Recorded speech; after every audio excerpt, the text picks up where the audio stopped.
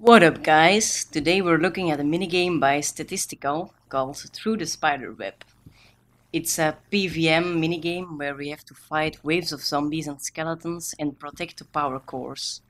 I'll quickly explain how to play it and then I'll go over the review. Okay, so the first thing you're going to choose is the difficulty. You can choose between normal and hard. If you're playing for the first time, pick normal because it's hard enough.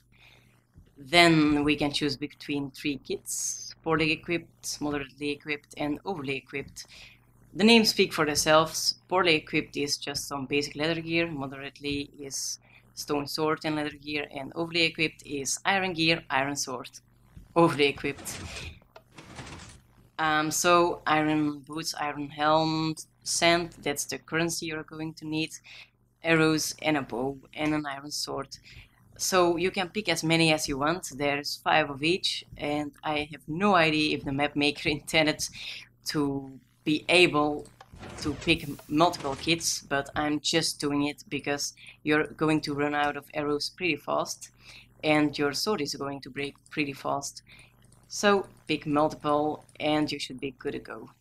So the sand is the currency, and we'll go over that later. But first, the cobweb is where the zombies and the skeletons are going to spawn. I have no idea if you can see this, but there are dispensers above the cobwebs. They are spawning zombies. The zombies are going to fall into the cobweb, and they are idling in there for about 30 seconds. In the 30 seconds, we can shoot them with a bow, or we can use dispensers to shoot them. There are 3 groups of dispensers, these dispensers, that, and these. So we can fire them separately, and after we fire one group of dispensers, it's going to have to cool down. So you're going to have to wait a moment. I'll quickly demonstrate. These arrows are shooting and the redstone lamps are turned off. After a moment they are going to turn back on, and then we are going to be able to shoot again, because now nothing shot. So it's turned off again, we can shoot another time, etc. So we can choose between regular arrows and fire arrows. Fire arrows are dealing more damage, but the cooldown is longer, so it's up to you which one you want to fire. Then there's a start button over here. As the sign says, there is no pause, so once you're started, there's no way back. Then this room is basically a spawning room for cave spiders, and one cave spider will spawn each wave. Then we're at the lanes. There are 3 lanes. This 7 segment displays basically the wave number. The 3 lanes, 1, 2, and 3, they each have a health bar. The health bar will go down as there are mobs falling down in the hole at the end of the lane. So we need to make sure there's no mobs falling down there, because if they all are 0, then everything is exploding and you are losing the game. Then we can finally use our sand. These are the cannon modules. We just load them with sand block, and then we can choose which lane we want to fire. So if you see these holes, these 3 holes are the first module. So this button will drop a TNT out of this hole, this button will drop a TNT out of this hole, etc. And they will land at about the red wall. So same for these modules, they are just firing other holes. And then the last thing is the actual shop. We can buy 20 arrows for 1 cent, but it's pretty pointless because you can pick a new kit. And then there's random drops, which are very good. They cost 2 cents and they are random, and it can be potions.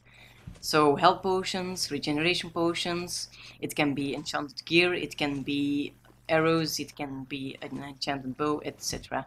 So let's play. I'm going to play 1 wave and then we are going over to the review. So this is going to switch on to wave 1. There are zombies, so we are going to fire. We are also going to shoot at them with our bow, deal some additional damage. And I have a pretty good tactic for this. Basically what I do is I lure all the zombies at the same lane, so I can just fire them with one cannon shot and kill them all. Or yeah, at most 2 cannon shots. But you get 2 sand each wave, so you can fire 2 cannons each wave. So just jump in here, and now they will automatically come to our lane. And oh, that's the cave spider, and here's a ladder, so we basically jump on the ladder. And yeah, now the cannon is pretty pointless because there's only like 3 mobs, but I'm just firing them all to demonstrate it for a sec.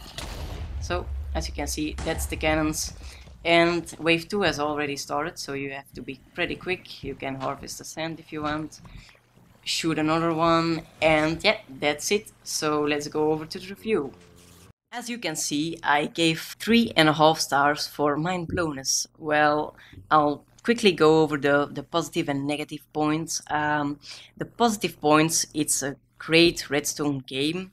There are little to no bugs or glitches. I haven't really experienced any glitches through the game, and that's a really good point because it has so many features and so many things that can go wrong. So that's a really, really good feature of the minigame.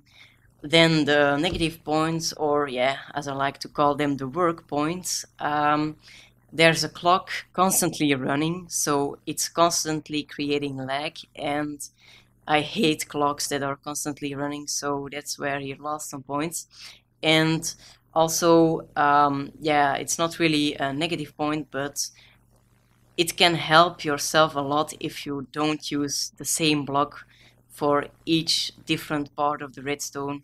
So he's basically just making it harder for himself because he's using iron blocks as only block, and it's very hard to see which part does what. And I know a lot of guys who do this and make great redstone games, so you don't have to take this personal or anything. It's just a little tip I have. And yeah, it's maybe something that can help you out a lot. Then the next point is fun. Just instantly 5 stars because I had a lot of fun playing this.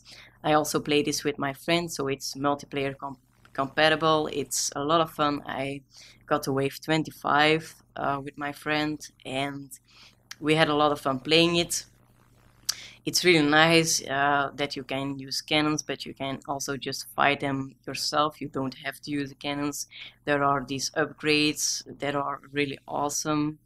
It's really balanced, so it's not overpowered in any way. We always had about 4 sand or something, so not really too much. And then the last point is creativity. 4 stars for that. It's pretty creative. There's like the TNT cannons, which auto reload, and they are really fast. It all works really fast. There's also the sand chops. They are also really good. Never experienced any issues with them. The kits are also pretty creative. Never seen that one before with the mine carts. So that's it, 4 stars. I hope you enjoyed the review. I'm not going over tips or anything. I think I pretty much said everything I wanted to say. So if you want to leave any suggestions, please do leave minigames in the comments, and I'll see you next time.